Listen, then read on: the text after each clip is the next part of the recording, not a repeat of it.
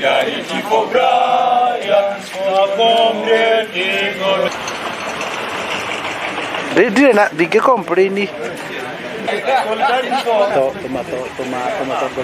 We are still mourning, and we are still very sorry to the family and to the comrades and to the friends of Brian, who strategically lost his life on September. We could have some patrol police. We could be given some patrol police officers who could be doing some patrol off the campus, just to ensure that the security of our comrades who lives, who lives off the campus is also catered and is safe. A total assurance that his or her life is secured, and for that reason, we are now demanding as students that all the residents where our students reside and they are paying rents in these places, we want a maximum security.